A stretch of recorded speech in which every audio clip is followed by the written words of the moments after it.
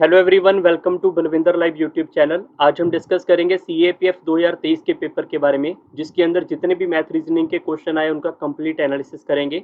इससे पहले अगर आप फ्यूचर के लिए तैयारी कर रहे हो, सीएपीएफ 2024 का पेपर देखना चाहते हो, पढ़ने उसके पेपर के लिए तैयारी कर रहे हो, तो आप इस यूट्यूब चैनल के ऊपर मैथ का 2022 का कोर्स है, 2023 का कोर्स भी अवेलेबल है और सीएपीएफ का रीजनिंग का कोर्स 2022 और 23 का अवेलेबल है।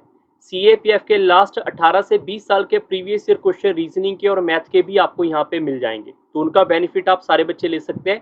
लिंक सबके आपको डिस्क्रिप्शन बॉक्स में अवेलेबल है। इसके अलावा आप इस यूट्यूब चैनल का बेनिफिट उठा सकते हैं। आप सभी बच्चे 1-2 मिनट निकाल कर अपने अपने इसकी प्लेलिस्ट को चेक करो। इस यूट्यूब चैनल की आपको प्लेलिस्ट में फिरदौसी बैच मिलेगा, स्टैटिक्स मिलेगा, data interpretation, height and distance, तो काफ़ी चीज़ें अवेलेबल है।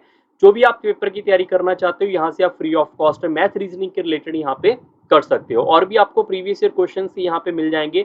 सी सेट का पेपर हो गया आईएएस लेवल के, या फिर ईपीएफओ के प्रीवियस ईयर क्वेश्चन, तो उनका बेनिफिट आपको पेपर में डेफिनेटली मिलेगा। ठीक है, और ये टेलीग्राम को ज्वाइन कर सकते हैं। जो भी मेरी लाइव क्लास होती है फ्री ऑफ कॉस्ट, उसका बेनिफिट आप यहाँ से उठा सकते हैं। तो स्टार्ट करते हैं आज के सेशन का पहला क्वेश्चन। शुरू करने से पहले मैं बता देता हूँ, जो सीएपीएफ का 2023 का पेपर है, अगर मैं इस पेपर को 2022 के पेपर से कंपेयर करूं, मैथ और रीजनिंग की बात करेंगे सिर्फ, बाकी जीके और बाकी टर्म की बात नहीं करेंगे, सिर्फ मैथ और रीजनिंग, ठीक है। या फिर 2020, या फिर और जितने भी पेपर अभी तक पिछले 8 साल के हुए हैं, ठीक है। तो 2023 का जो पेपर है, उसका मैथ और रीजनिंग का लेवल जो है वो इन पेपर से ग्रेटर है। मतलब मैथ रीजनिंग जो है इस पेपर का सीएपीएफ के बाकी पेपरों से काफी अच्छा रहा है। बट ऐसा नहीं बोल सकते कि बहुत डिफिकल्ट है, क्योंकि यूपीएससी का पेपर है, तो यूपीएससी के अंदर अनप्रेडिक्टेबल क्वेश्चन आते हैं। इसके लिए मैंने आपको बोला है कि ईपीएफओ हो गया, सी सेट हो गया, तो इनके प्रीवियस ईयर क्वेश्चन आप जरूर देखा करो। इससे क्या होगा, आपका लेवल बढ़ता रहेगा। ठीक है, तो स्टार्ट करते हैं आज के सेशन का पहला क्वेश्चन। पहला क्वेश्चन हमारे पास है, for how many pair of vowel is the chance of occurrence of any one of the two more than 34% in the book. काफी अच्छा क्वेश्चन है। काफी बच्चों ने इसका आंसर जो है वो गलत भी किया होगा। सबसे पहले इसका लाइन का मतलब समझ लेते हैं। इस लाइन का मतलब ये है कि जो भी हमारे पास यहाँ पे पेयर बनेंगे, मतलब जो भी हमारे पास वॉवल का पेयर आएगा, ए के साथ ई का, ठीक है, ए के साथ आई का, फिर ए के साथ ओ का, तो जो भी इनके पास पेयर होंगे उनमें से एनी वन जो है वो मोर देन 35% होना चाहिए। तो डेफिनेटली सी इसमें ये पूछा गया था कि जो हमारे पास ये वाला है 45% वाला, तो ई के साथ अगर मैं ए को लेकर आऊँगा तो पेयर, वैसे तो आप इनको ऐड करके भी चेक कर सकते हो कि 45 + 20% आप ऐड करके भी चेक कर सकते हो, बट हमें ये नहीं पूछा गया था कि ऐड करना है। हमें ये पूछा गया कि जो पेयर होगा उनमें से एक नंबर जो है ऐसा, क्या वो 34% से ज़्यादा होगा। डेफिनेटली ये वाला आएगा। ये वाला इसके साथ एक पेयर बनाएगा, इसमें से 45% जो ई है वो 34% से ज़्यादा है। दूसरा ई हमारे पास आई के साथ पेयर बनाएगा, इसमें भी ई हमारे पास 34% से ज़्यादा है। तीसरा ई जो है ओ के साथ, और ई जो है यू के साथ पेयर बनाएगा। तो total how many pairs are there, there are 4 pair in which only one लिखा हुआ है, तो ओनली वन जो है वो 34% से ज्यादा होना चाहिए। That's why A must be the right answer. Second question के ऊपर चलते हैं। ये भी क्वेश्चन काफी अच्छा क्वेश्चन है। Among the 3 vowel which occur minimum number, तो इन मिनिमम नंबर वाले कौन है हमारे पास यहाँ पर, आई, ओ और यू। आई वाला कितना है 15, ओ वाला कितना है 8 और यू वाला कितना है 12, यही मिनिमम है। What is the percent of occurrence of that letter that occur the maximum number of the time among them? सबसे मैक्सिमम कौन है यहाँ पे 15, इसकी परसेंटेज पूछनी है इन तीनों में से। तो तीनों का टोटल कितना हो गया हमारे पास 35। तो 35 में से 15 वाले का कितनी परसेंटेज है, अगर मैं मल्टीप्लाई बाय 100 करूंगा परसेंट आएगा। यहाँ पर आप कट करोगे तो ये कट करने के बाद आएगा 3/7। 3/7 की फ्रैक्शन वैल्यू को याद कर सकते हैं 42 6/7%। तो ऑप्शन नंबर ए इसका सही है। क्वेश्चन नंबर थर्ड के ऊपर चलते हैं। If O and U respective of upper and lower case occur exactly 5040 times, then how many times does the E occur in that book. ठीक है, अपर और लोअर का कंबाइन पूछा गया। सबसे पहले मैं अगर ओ एंड यू की बात करूं, तो ओ एंड यू टोटल कितना हो जाएगा, 8 और 12 20। तो मैं बोल सकता हूं कि 20% की वैल्यू हमारे पास कितनी गिवन है, 5040। और ई का पूछा गया, तो ई हमारे पास कितना है यहाँ पे 45, तो 45% है, तो डेफिनेटली इससे ज़्यादा ही होगा। ठीक है ना, इससे ज़्यादा होगा, बट कितना ज़्यादा होगा हमें वो चेक करना है। तो आप इसको यूनिटरी मेथड से कर लो। 5040 divide by 20% multiply by 45। So after the calculation आपका आंसर आएगा 11340। ऑप्शन नंबर डी इसका सही होगा। क्वेश्चन नंबर चलते हैं 4 के ऊपर। Suppose A B C are the distinct natural number, then a + b + c is equal to A B C, then which of the following is the true. काफी अच्छा question है, वीडियो पॉज करके try कर सकते हैं। देखो जब आपने अलजेब्रा पढ़ा होगा, आपको मेरी इस यूट्यूब चैनल की प्लेलिस्ट में अवेलेबल है, वहां पर आपको ये बताया गया होगा कि अगर ऐसे कोई स्टेटमेंट है तो ए बी सी आप वैल्यू को इमेजिन कर लो, और ए बी सी अगर यहाँ पे 3 बार ऐड हो रहा है और तीनों का प्रोडक्ट है, तो सबसे इजी क्वेश्चन, इजी पोर्शन कौन सा बनता है, जब आप इसको 1 और इसको 2 और 3 मानोगे तब। ये हमारा एक पेट क्वेश्चन है, जो याद कर लेंगे तो आपको बेहतर होगा, नहीं तो कोई और आएगा तो आपको इमेजिन करना पड़ेगा। ऐसा नहीं कि अगर मैं यहाँ पे आपको बोल दूं कि हर एक का पैटर्न याद कर लो, पॉसिबल नहीं है। बट हाँ, ये 1-2 पैटर्न आपको याद करने पड़ेंगे, जिससे आपका टाइम बचेगा।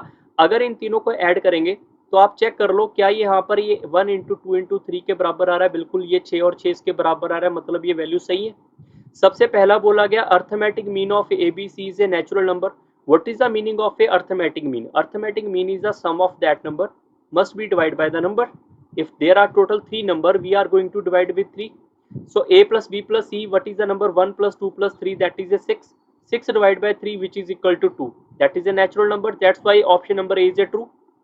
Second, the harmonic mean of ABC lie between 1 and 2. What is the meaning of a harmonic mean? काफी बच्चों को ये हार्मोनिक की मीन ही नहीं पता। तो हार्मोनिक मीन यहाँ पे जैसे आपको ये फॉर्मूला होता है ना अर्थमेटिक मीन का, तो हार्मोनिक मीन का फॉर्मूला होता है, जितने भी नंबर है वो लिखो, divide by 1/a plus 1/b plus 1/3, ये होता है हार्मोनिक। अगर 4 होंगे तो 4 बार लिख देंगे, 5 होंगे 5 बार, ठीक है। इसका शॉर्टकट मत याद करें 2 वैल्यू वाला, क्योंकि आपको प्रॉब्लम करेगा 3 और 4 के अंदर, इसलिए मैं आपको फॉर्मूले बता रहा हूँ। अब सबसे पहले 3 तो लिखा, फिर आप यहाँ पे 1/1, फिर आप यहाँ पे लिखोगे 1/2, यहाँ पे लिखेंगे 1/3। अब इसका एलसीएम कितना हो जाएगा? ऊपर तो 3 ही रहेगा, डिवाइड में नीचे कितना आएगा? 6, और ये हो जाएगा 6 + 3 + 2, और 6 ऊपर चला जाएगा तो कितना हो जाएगा? 18, 18/11। 18/11 is a 1 point something, 1 point something 1 और 2 के बीच में आ रहा है, तो मतलब ये दूसरा भी ट्रू है, तो ऑप्शन नंबर सी इसका सही होगा, बोथ 1 and 2। क्वेश्चन नंबर 5 के ऊपर चलते हैं। How many 3 times 3-digit number are possible such that the difference between the original number and the number obtained by reversing the digit is 396? No digit repeated, कोई digit यहाँ पे repeat नहीं होगा, ठीक है। मैं आपको एक एग्जांपल दे देता हूँ ताकि आपको ये क्लियर पता चल जाए कि ये वाला डिफरेंस है, ये कैसे आएगा, या फिर हम इसको कैसे इमेजिन कैसे करें। पहले आपको थोड़ा सा इसका हिंट बता देता हूँ, ठीक है। मान लो मैंने एक नंबर सोचा है यहाँ पे 1 2 3, मैंने एक नंबर सोचा है यहाँ पे 1 2 3, मैं उसके अंदर ये वाले नंबर को ऐड कर देता हूँ। सारे बच्चे ध्यान रखो, मैं ये वाले नंबर को ऐड कर रहा हूँ, अपनी मर्जी से ऐड कर रहा हूँ, ठीक है। 3 9 6, अगर मैं इन दोनों को ऐड करूंगा तो ये होगा 9, ये आएगा 1 और ये कैरी चला जाएगा, ये हो जाएगा 519। मैं आपको फिर से रिपीट करके बताता हूँ। मैंने एक नंबर सोचा 519, मैंने कोई नंबर सोचा यहाँ पे 519, कोई नंबर यहाँ पे रिपीट नहीं हो रहा, ठीक है। अगर मैं इसको यहाँ पे रिवर्स करके लिखूं, उन्होंने बोला हुआ है यहाँ पे कि हमारे पास 3 डिजिट नंबर है, उसको डिजिट को हमने यहाँ पे ओरिजिनल नंबर है और रिवर्स करके जब चेक किया तो इसको रिवर्स करेंगे तो ये 9 ऊपर आ जाएगा, 1 यहाँ पे, 5 यहाँ पे, तो इन दोनों का जो डिफरेंस है, इन दोनों का जो डिफरेंस है वो मेरे पास यहाँ पे 6 आएगा, यहाँ पे 9 आएगा और ये 3 आएगा। तो क्या सारे बच्चे समझ पाए हो क्वेश्चन का पैटर्न क्या है? तो उसने अभी मैंने आपके सामने एक नंबर यहाँ पे इमेजिन करके दिखाया भी है कि हमारे पास 519 नंबर होगा, तो 519 नंबर है, ये हमारे पास पहला नंबर हो गया, एक नंबर। तो ऐसे करते करते 2 3 4 5 कितने नंबर होंगे, ये हमसे हमारा क्वेश्चन है। क्लियर हो गया सबको? अब मैंने तो यहाँ पर एक बाई चांस है कि मैंने नंबर सोचा और बाई चांस ये सारा पैटर्न बन गया, क्या पता कल को आप कोई और नंबर सोचो उसका पैटर्न ना भी बने। जैसे कि मैं एक और एग्जांपल से आपको बता देता हूँ, फिर हम इसको एक्स वाई जेड से डायरेक्ट कर लेंगे। जैसे कि मैं एक और नंबर अपनी मर्जी से सोच रहा हूँ, बस सर कोई भी नंबर यहाँ पे डिजिट रिपीट नहीं करने, और ना हमारे पास ये वाले डिजिट होने चाहिए। जैसे मैं लिख लेता हूँ 1 यहाँ पे, 2 यहाँ पे, 4 यहाँ पे, ये मैंने नंबर लिखा। अब इसमें मैं 396 को ऐड कर लेता हूँ, तो 0 1 ऊपर चला जाएगा, ये हो जाएगा 12, और 1 ऊपर चला जाएगा, ये हो जाएगा 520। अब 520 है, जब मैं इस 520 को रिवर्स करूंगा यहाँ पे तो 0 आगे चला गया, तो यार 0 आगे जाने के बाद आपका नंबर ये 3 डिजिट तो रहा ही नहीं, 3 डिजिट नहीं रहा, तो ये नंबर हमें नहीं सोचना। तो आप खुद फिर से सोचो कि यार ऐसे हम कितने नंबर सोच पाएंगे। तो सोचने का एक प्रक्रिया ये होता है कि लास्ट डिजिट आपका यहाँ पे 0 नहीं आना चाहिए, और लास्ट डिजिट जो भी आएगा, सारे बच्चे ध्यान से अंडरस्टैंड करें, लास्ट डिजिट आपके दिमाग में जो भी आएगा, वो जो भी नंबर हमारे पास यहाँ पे पॉसिबल होगा, वो नंबर हमारे पास क्या होना चाहिए, वो आगे वाले नंबरों से बड़ा होना चाहिए। क्यों? क्योंकि अगर मैं 1 2 3 लिखूंगा, 3 आगे जाएगा हमारे पास, तभी तो इनका डिफरेंस आएगा सही। अगर मेरे पास यहाँ पे 1 to 9 है, अगर मैं 9 to 1 लिखूंगा तभी तो मेरे पास यहाँ पे ये वाला नंबर आगे जाके डिफरेंस आएगा। अगर मैं इसी को छोटा ले जाऊंगा तो डिफरेंस आपका नहीं आ पाएगा। क्लियर है? पहला फंडा तो क्लियर हो गया होगा मेरे ख्याल से। अब चलते हैं इसके बेसिक पॉइंट के ऊपर। बेसिक पॉइंट इसका ये कहता है कि 3 डिजिट नंबर होता क्या है। 3 डिजिट नंबर होता है मेरे पास यहाँ पे 100x plus 10 of y plus z, this is the 3 digit number. और now we are going minus with minus of the reversing, तो z x की जगह में आ जाएगा, तो हम लिखेंगे यहाँ पे 100 of z plus 10 of y plus x, और इन दोनों का जो डिफरेंस है वो आना चाहिए 396। तो जब मैं इसको सिंप्लीफाई करूंगा 10y से कट जाएगा माइनस अंदर जाने पे, और ये वाला z जो है इसके साथ करेंगे तो यहाँ पे आएगा माइनस 99z, ये वाला x जब इससे हम सिंप्लीफाई करेंगे तो ये आएगा 99x, so we can say that is equal to 396। तो x माइनस z कितना होगा, अगर मैं इन दोनों को यहाँ पे कट करूंगा 99 को कॉमन निकालने के बाद ये 4 टाइम कट जाएगा, तो x और z का जो डिफरेंस है वो 4 आना चाहिए। क्लियर हो गया। अब यहाँ पे x और z का डिफरेंस 4 आना चाहिए, बट y का डिफरेंस क्या होगा, y का क्या नंबर आ सकता है, कोई भी नंबर आ सकता है, बस वो y का नंबर नहीं लेना जो आपको रिपीट में लेकर आए। बात समझ आ रही है। तो अगर सबसे पहले मैं यहाँ पर x की वैल्यू को 9 सोच लेता हूँ तो z 4 रख सकते हैं, x को अगर मैं यहाँ पे 8 सोच लेता हूँ तो z मेरे पास 3 आएगा, x को अगर यहाँ पे 7 और ये मेरे पास यहाँ पे 2 होगा, यहाँ पे सॉरी हमने गलत लिखा है तो यहाँ पे आप इसको गलत थोड़ा सिंप्लीफाई कर लो, 9 है तो यहाँ पे 5 होगा तभी 4 आएगा ना, 8 में से अगर मैं यहाँ पे 4 लेकर आना चाहता हूँ तो इसको 4, 7 में से अगर 4 लेकर आना चाहता हूँ 3, और ये 6 होगा तो ये 2 होगा, और 5 होगा तो 1। जीरो नहीं लेकर आएंगे क्योंकि उसका एग्जाम्पल मैंने अभी बताया था, जीरो लेकर आने से वो नंबर आपका 3 डिजिट नहीं रहेगा। क्लियर। तो x और z के लिए कितने नंबर हो चुके हैं तो चेक कर लो, 1 2 3 4 5, तो 5 आपके आंसर होना चाहिए था, बट 5 आंसर नहीं है। क्यों नहीं है, क्योंकि अभी y का भी तो पंगा है, y का अपना भी तो खुद स्टैंड होगा यहाँ पे। अब y को आप कुछ भी ले सकते हो, बट y जो भी लोगे वो इस y को इस y से आप कटा दोगे तो आपका आंसर आ जाएगा। अभी यहाँ पर आप सारे बच्चे सोचो पहला नंबर कौन सा होगा। पहला नंबर देखो, अगर मैं इसके अकॉर्डिंग लेकर आता हूँ तो इसके अकॉर्डिंग लेकर आएंगे यहाँ पे 915, रिवर्स कर लो 519, इन दोनों का डिफरेंस यही आएगा, चेक करने की जरूरत नहीं है। बात समझ आ रही है। तो अब मैं यहाँ पे 1 से तो करके सॉल्व कर लिया, बट अगर मैं यहाँ पे 2 रखूंगा उससे भी सॉल्व हो जाएगा ये तो, ठीक है। अगर मैं यहाँ पे 3 रखूंगा उससे भी हो जाएगा क्योंकि कटेगा ये। अगर मैं यहाँ पे 0 रखूंगा तो भी ये सॉल्व हो जाएगा, बट एक जगह में पंगा आएगा। कौन सी जगह में पंगा आएगा, थोड़ा सा दिमाग लगा के सोचना था। अगर हम पहले वाले ऑप्शन को लेकर जाते हैं तो अगर मैं 9 और 5 लेता हूं तो y को यहाँ पे मैं y का नंबर कौन सा ले सकते हैं, y का नंबर 0 भी आ सकता है, 1 भी आ सकता है, कोई भी आ सकता है 9 टाइम्स।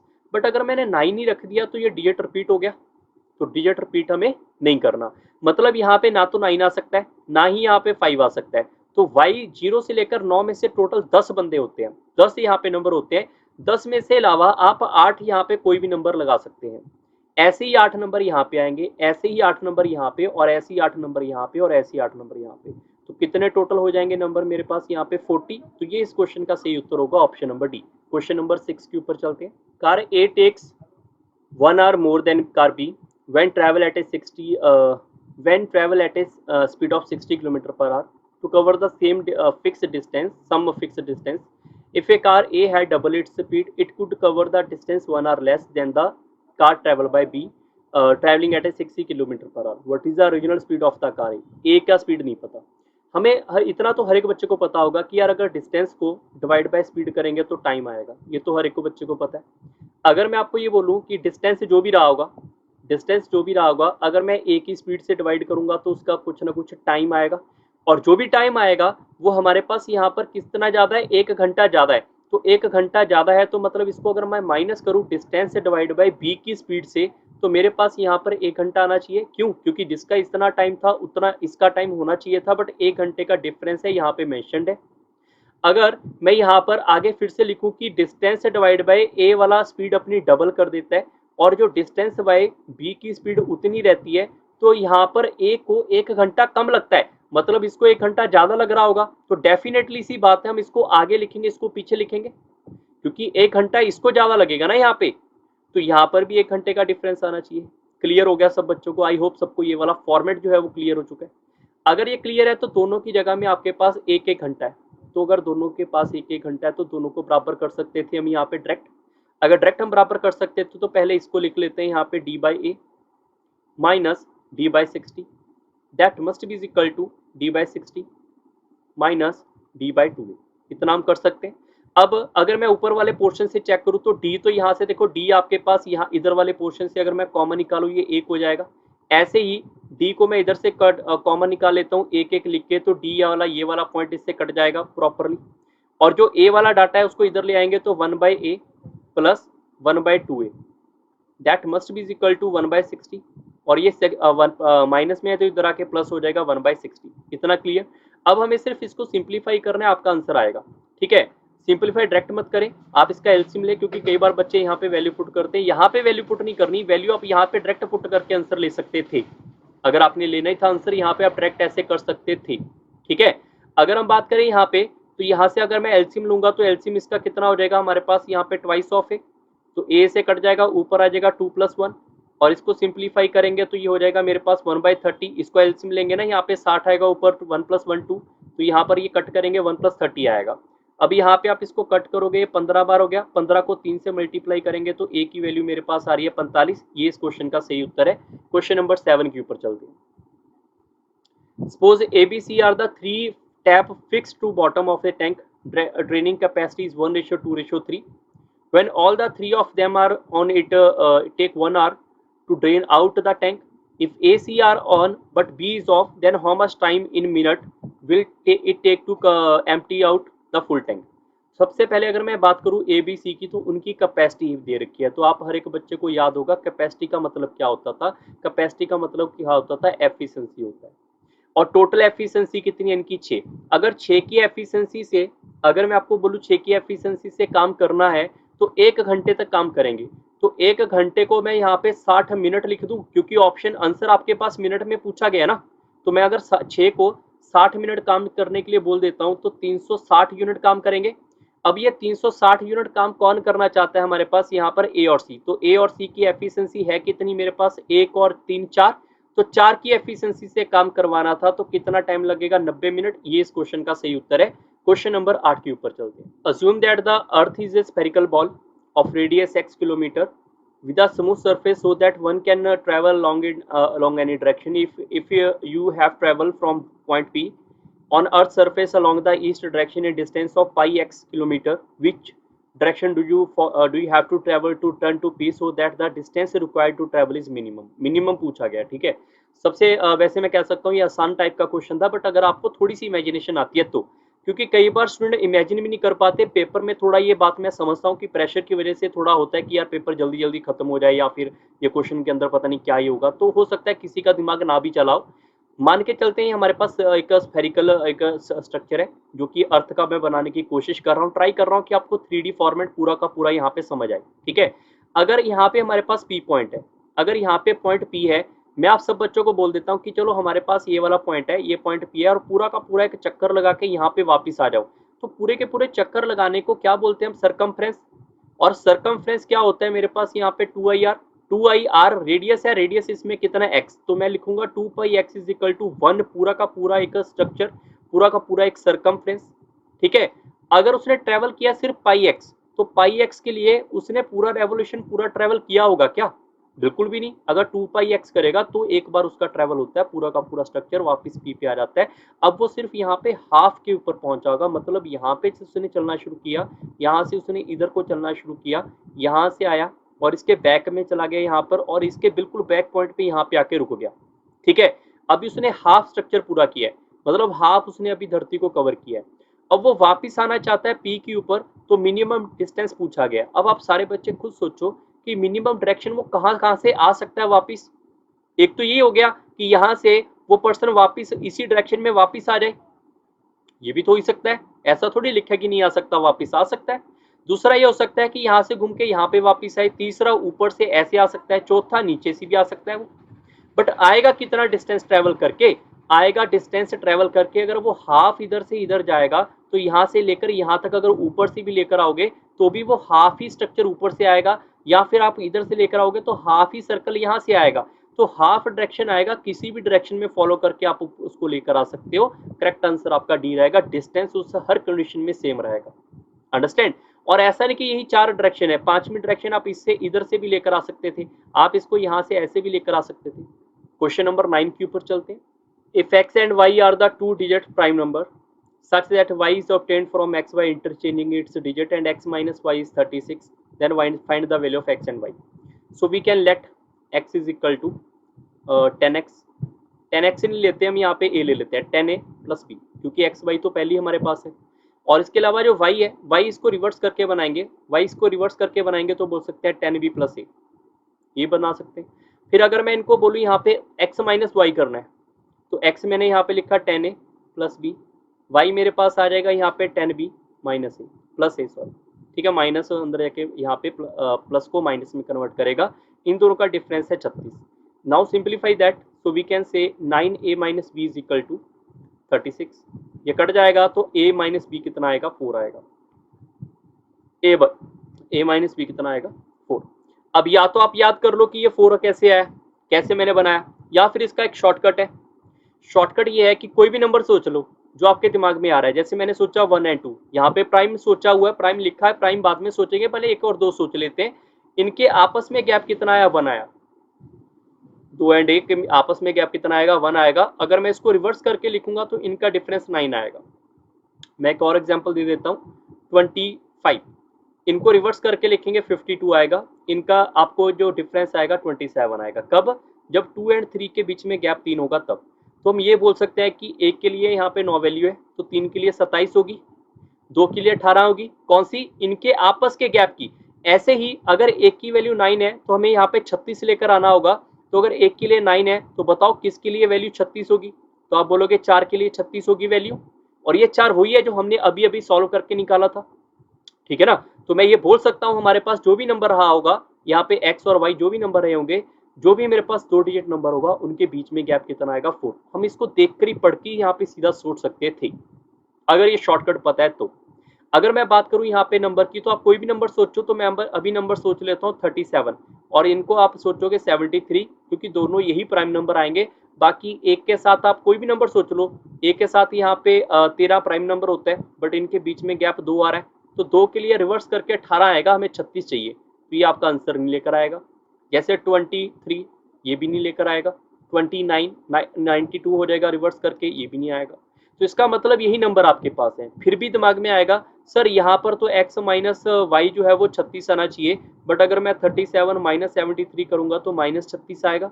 तो भैया इसमें उलझने वाली बात नहीं है, क्योंकि x और y हमारे पास कोई भी प्राइम नंबर हो सकते हैं। तो मैं इसको आगे रख लेता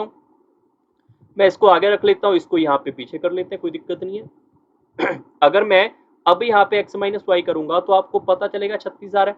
उन्होंने पूछा क्या, x minus x multiply by Y, so we can say 73 multiply by 37। So the correct answer आ जाएगा मेरे पास इसको सॉल्व करने के बाद 2701। ऑप्शन नंबर बी बिल्कुल सही है। क्वेश्चन नंबर 10 के ऊपर चलते हैं। 64 cubes of side 2 centimetre each are combined to form a cube of side 8 centimeter. If the 4 of the side cubes along the diagonal of the surface are removed from the surface of the larger cube, which one of the following statement of the surface area object will be true? Definitely surface area क्या होगा, increase होगा। देखती पता चल रहा है, check कर लेते हैं। इक्वल तो नहीं होगा, लेस नहीं होगा, मोर होगा। ये आपका आंसर है, थर्ड ऑप्शन। अब ये देखो मुझे कैसे पता है। देखो आप सारे बच्चों को, जब भी आपने कोई भी मेरी मेंसुरेशन की क्लास 3D की लगाई होगी, मैंने आपको हमेशा बताया होगा। इवन मैं आपको मेंसुरेशन 2D में भी ये बात बता देता हूँ। मैं एक एग्जांपल से आपको करवाता हूँ ताकि आपको क्लियरली समझ आ जाए, ठीक है। तो सारे बच्चे सबसे पहले चेक कर लो, अगर मेरे पास यहाँ पर एक स्केयर है, हम अभी मेंसुरेशन 2D की बात करते हैं, 3D में अभी बता देता हूँ क्यूब के बारे में, ठीक है। अगर यहाँ पर मैं आपसे पूछूं इसका एरिया, एरिया का मतलब क्या होता है? एरिया का मतलब होता है यहाँ पे मैं कितना पेंट करूंगा, यही मतलब होता है इसका। और अगर मैं पूछूं आपके पास इसका पेरीमीटर, पेरीमीटर का मतलब ये होता है कि पेरीमीटर का यहाँ पर हम कितनी बाउंड्री के ऊपर यहाँ पे चलेंगे, कितनी बाउंड्री के ऊपर यहाँ पे चलेंगे, चाहे स्क्वायर हो या फिर रेक्टेंगल हो। अगर मैं आपको यहाँ पर आके बोल देता हूँ चलो ये तो ठीक है, ऐसा करो यहाँ पर ना एक ऐसे टुकड़ा इसको बाहर निकाल दो, तो टुकड़ा बाहर निकालने के बाद होगा क्या, टुकड़ा बाहर निकालने के बाद शेप कुछ ऐसी दिखेगी आपको। तो आप खुद ही बताओ एरिया क्या हुआ, यहाँ से यहाँ तक का एरिया क्या होता है, पेंट करना, तो एरिया क्या हो गया, डिक्रीज नहीं हो गया यहाँ से यहाँ तक। मैं अभी 2D की बात कर रहा हूँ, क्यूब की बात नहीं कर रहा मैं अभी, क्यूब की बात हम नेक्स्ट में करेंगे, ठीक है। सो अभी एरिया क्या हो गया, यहाँ पे पेंट करेंगे तो यहाँ पे पेंट नहीं करना पड़ा, तो क्या हो गया, कम हो गया, डिक्रीज हो जाएगा मेंसुरेशन 2D में। और पेरीमीटर होता है बाउंड्री के ऊपर चलना, तो पेरीमीटर क्या हो गया, यहाँ पे ज्यादा हो गया, काम मैं सीधा निकल जाता, अब मुझे यहाँ से पहले इधर आना पड़ेगा, पेरीमीटर क्या हो जाएगा, इंक्रीज हो जाएगा।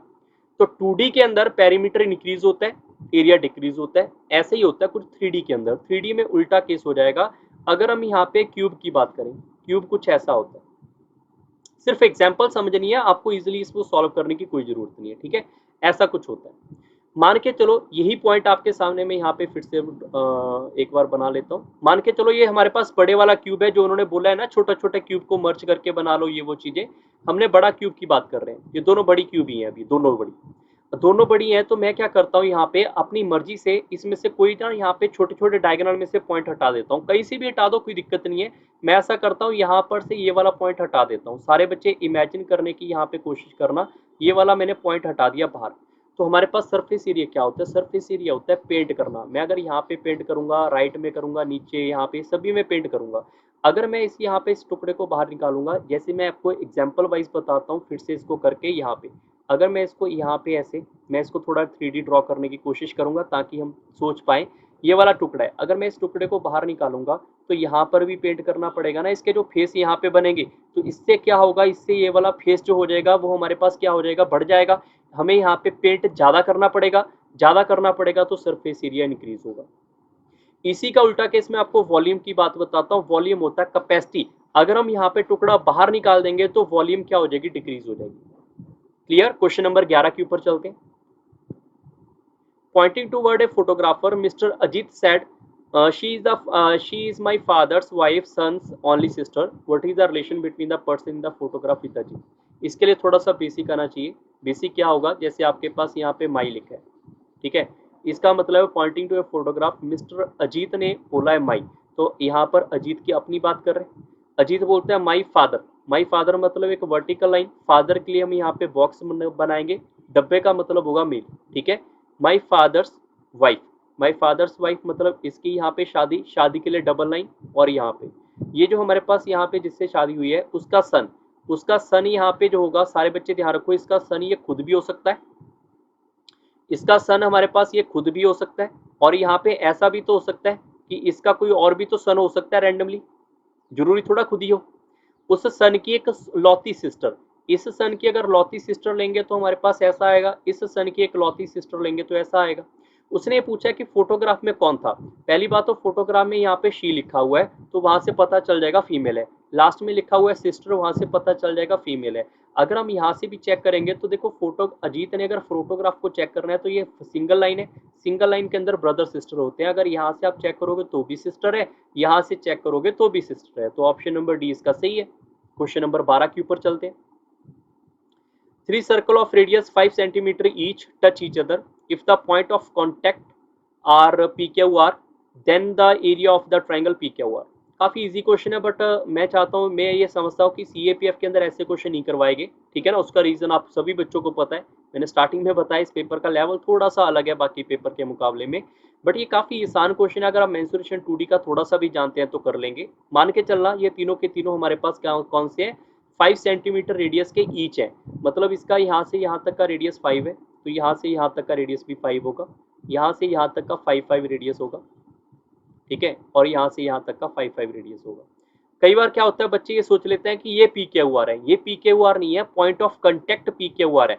मतलब ये वाला पॉइंट जो है ये हमारे पास P होगा, ये वाला पॉइंट जो है ये हमारे पास क्या होगा, ये वाला पॉइंट जो है ये मेरे पास R होगा। अंडरस्टैंड। सो आपसे ये पूछा गया था कि ये जो अंदर वाली ट्रायंगल है इसका एरिया क्या होगा, बात समझ आ रही है, ये क्वेश्चन था। तो अगर मैं इस ट्रायंगल को बाहर करूं तो ये ट्रायंगल हमारे पास कुछ ऐसी आएगी जिसकी सारी साइड आप चेक कर लोगे 10-10 की होंगी, रेडियस 5-5 है तो साइड 10 की हो जाएगी, तो इक्विलेटरल ट्रायंगल है।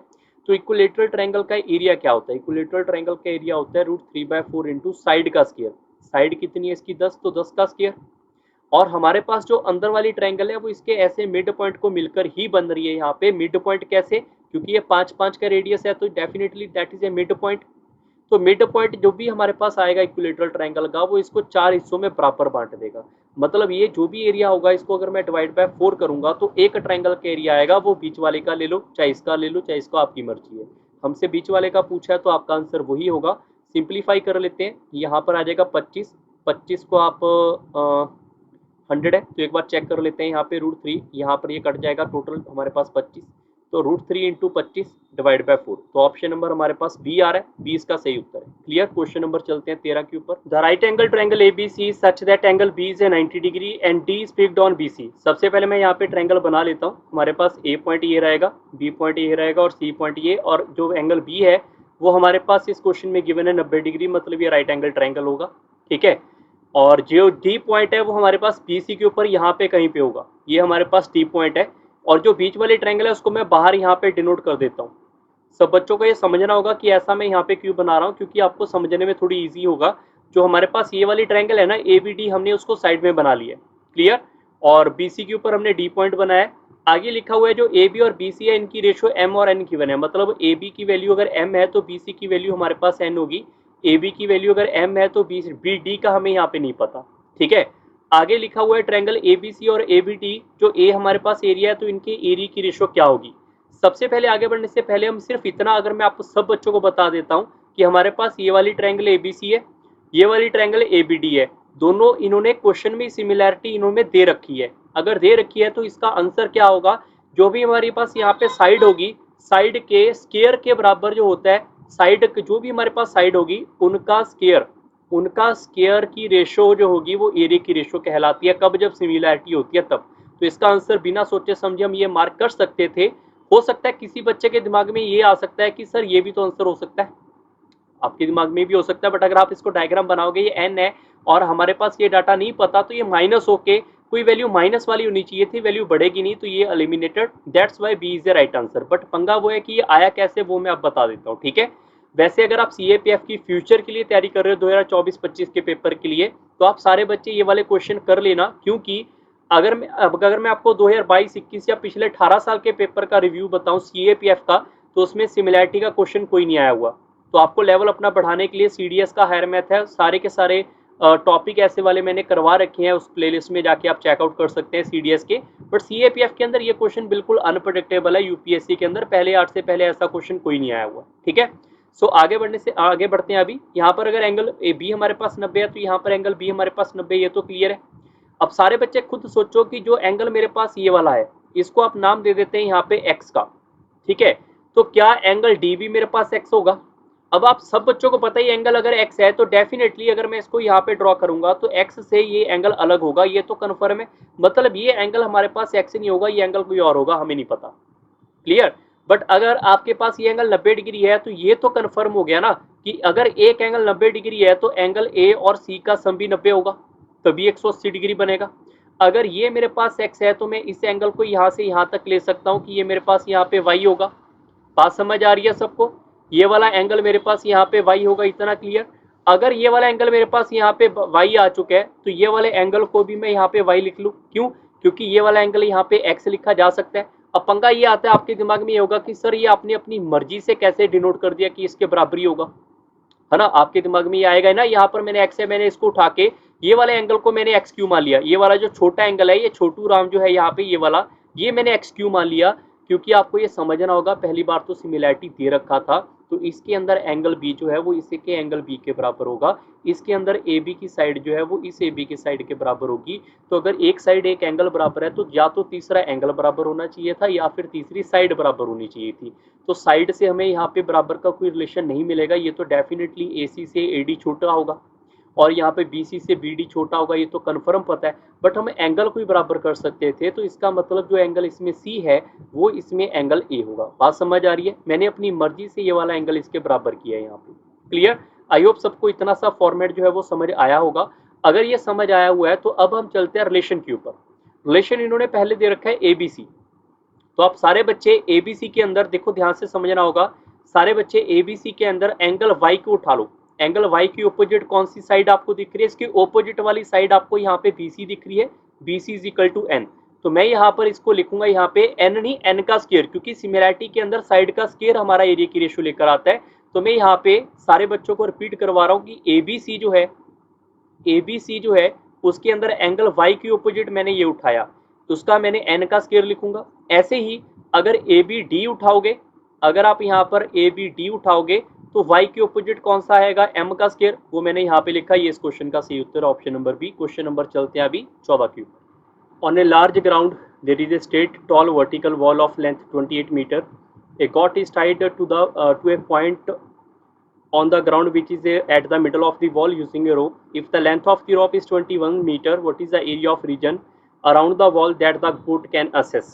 काफ़ी अच्छा क्वेश्चन है। मान लेते हैं वर्टिकल जो होगा हमारे पास कुछ ऐसी इसकी लंबाई है, वर्टिकल वॉल हमारे पास जो मान लेते हैं 28 मीटर की कुछ ऐसी लंबाई होगी, ठीक है। और इसके मिडल से हमने एक रोप को बांधा हुआ है, रस्सी को यहाँ पे रखा हुआ है। रस्सी की लंबाई है 21 मीटर। अगर हम मिडल की बात करेंगे इसका मतलब ये 14 होगा और ये 14 होगा। और 21 मीटर की रस्सी का मतलब ये हुआ कि यहाँ से जो आगे वाली रस्सी होगी वो मेरे पास 7 मीटर होगी। क्यों? क्योंकि जो रस्सी की लंबाई है वो यहाँ से लेकर यहाँ तक जो है वो 21 है, तो 14 तो ये कवर हो गया, तो 7 मेरे पास ये कवर होगा। तो अगर रस्सी के अकॉर्डिंग आप सोच के देखोगे, सिर्फ रस्सी की बात अगर मैं करूं तो रस्सी यहाँ से ऐसे भी मूव कर सकती है, रस्सी इधर इधर ऐसे भी मूव करेगी या नहीं करेगी, थोड़ा सा बस दिमाग लगाना था और कुछ भी नहीं। और रस्सी आपके पास जो रस्सी है, अगर रस्सी की बात करेंगे, रस्सी टोटल अगर मैं बात करूँ ये ऐसे भी घूमेगा, ठीक है ना। रस्सी के अकॉर्डिंग वो ऐसे भी टोटल रिवॉल्व करेगा। और रस्सी जो है वो रस्सी यहाँ से 7 मीटर के अकॉर्डिंग वो ऐसे भी रोटेट कर पाएंगे। तो रस्सी जो है वो यहाँ तक आएगी। इसका मतलब ये नहीं कि वॉल यहाँ पर है तो यहाँ से ये वाला ग्रेजिंग नहीं होगा, ये भी पार्ट जो है वो ग्रेजिंग होगा। क्लियर है? सो सबसे पहले अगर मैं इसको यहाँ चेक करने की बात करूँ, इसको आप ऐसे मिला लो। इसको मिलाओगे तो ऊपर वाला जो हमारे पास है इसका एरिया क्या होगा? इसका एरिया होता है पाई आर का स्क्वायर। और आर मेरे पास इसका कितना होगा? 21। तो 21 का स्क्वायर 21 इंटू 21, ये मेरे पास पूरा सर्कल है। पूरा सर्कल नहीं, हमें सिर्फ हाफ सर्कल चाहिए, तो हाफ के लिए हम डिवाइड बाय 2 करेंगे। प्लस हमें ये वाला एरिया भी चाहिए और ये भी एरिया चाहिए। तो इस एरिया का अगर मैं पूछूं इसका रेडियस कितना होगा? इसका रेडियस 7। काफी बच्चे इसका रेडियस 7/2 सोच रहे हैं। अगर मैं आपको फिर से बात करूं, यहाँ से लेकर अगर चेक करेंगे तो ये इसका रेडियस है। तो रस्सी यहाँ से लेकर यहाँ तक की तो घूम रही है, ये भी तो 7 है और ये भी हमारा 7 आएगा। तो ये जो रेडियस आएगा उसका 7 आएगा। और ये एरिया दो सेमी सर्कल है, मिलकर एक सर्कल बनाएंगे, तो सर्कल का एरिया होता है पाई इंटू आर का square. Clear? Now you have to solve this, और सॉल्व करने के बाद आपका आंसर आएगा 847। ऑप्शन नंबर ए इसका सही होगा। क्वेश्चन नंबर चलते हैं 15 के ऊपर। A rectangular wall is divided into 4 square of equal size where there are 2 rows each having 2 square. The top left square is colored with green. तो हम इसको साथ साथ यहाँ पे ड्रॉ कर लेते हैं। हमारे पास यहाँ पे एक स्क्वायर है, ठीक है। इसके अंदर यहाँ पे हम ग्रीन को फिल कर लेते हैं। और लिखा हुआ है यहाँ पे टॉप लेफ्ट साइड, तो हमने यहाँ पे फिल किया, ठीक है। आगे लिखा हुआ है including green there are 3 colour, मतलब एक कलर ग्रीन है, 2 कलर हम और इमेजिन कर लेते हैं, एक रेड और एक ब्लैक। लास्ट में लिखा गया है each square coloured is using any one of these 3 colours such that no adjacent square get painted with the same colour, then how many colour combination are possible. मतलब जैसे green है, green के साथ green नहीं आएगा, यहाँ पे green नहीं आ सकता, यहाँ पे भी ग्रीन नहीं आएगा, इसके अलावा आप कोई भी कॉम्बिनेशन यहाँ पे बना सकते हैं। तो ऐसा यहाँ पे जरूरी मेंशन नहीं लिखा कि जो ग्रीन है उसको 2 बार फिल करना है। तो सबसे पहले हम यहाँ पे ग्रीन फिल नहीं कर सकते अपनी मर्जी से, ठीक है ना। काफी बच्चों ने यहीं पे गलती कर दी। बट अगर मैं आपको आगे बताऊं तो हम यहाँ पे ग्रीन है तो हम इसके अंदर पॉसिबिलिटी बना लेते हैं विदाउट परमुटेशन कॉम्बिनेशन। हम इसको ना रीजनिंग का पजल जैसे सॉल्व करते हैं वैसे इसको सॉल्व कर लेते हैं। क्लियर? सबसे पहले यहाँ पे ग्रीन है तो ग्रीन के साथ यहाँ पे रेड आ सकता है। रेड है तो यहाँ पे इसके साथ कौन नहीं आ सकता? रेड नहीं आ सकता। रेड नहीं आ सकता तो यहाँ पे हमारे पास ब्लैक आ सकता है। और यहाँ पे ब्लैक है तो यहाँ पे इसके साथ ब्लैक नहीं आ सकता, तो यहाँ पे रेड आ सकता है। ग्रीन नहीं आएगा तो ग्रीन के साथ ग्रीन नहीं पॉसिबल। पहला केस तो ये बन गया। दूसरा केस जो है वो ऐसा भी तो बनाया जा सकता है कि यहाँ पे ग्रीन है और यहाँ पे रेड है, यहाँ पे ब्लैक आ सकता है, नहीं आ सकता, बट यहाँ पे ग्रीन भी तो आ सकता है। और यहाँ पे ये वाला पॉसिबल है, इसको अगर मैं रेड पेयर कर दूं तो ये भी केस बन जाएगा। और ऐसे ही हमारे पास यहाँ पे तीसरा केस जो है रेड के साथ यहाँ पे ऐसा भी तो लिखा जा सकता है, अगर ये रेड है ये ग्रीन है, यहाँ पे क्या पता ब्लैक कलर आ जाए, ठीक है ना। सॉरी मैंने यहाँ पे ब्लू और ब्लैक बोल दिया होगा, तो आप याद रखें जो बी है वो ब्लैक है, ठीक है। आप इसको इमेजिन कर सकते हैं। तो 3 मेरे पास पेयर ये हो गए। 3 ही हमारे पास यहाँ पे रेड के साथ, रेड की जगह के अंदर अगर मैं बी को फिल कर देता हूँ ब्लैक को, तो वो भी बनेंगे जैसे ग्रीन के साथ यहाँ पे ब्लैक और यहाँ पे ब्लैक और यहाँ पे रेड आ जाए। आप एक बार चेक कर लो सारे के सारे। ऐसे ही मेरे पास यहाँ पे ये वाला ग्रीन है, यहाँ पे ब्लैक आ जाएगा, यहाँ पे ग्रीन आ जाए और यहाँ पे ब्लैक आ जाए। और लास्ट वाले में हमारे पास ऐसा भी केस यहाँ पे बनाया जा सकता है कि यहाँ पे ग्रीन होगा, यहाँ पे मेरे पास ब्लैक हो जाएगा, यहाँ पे ग्रीन हो जाएगा और यहाँ पे रेड हो जाएगा।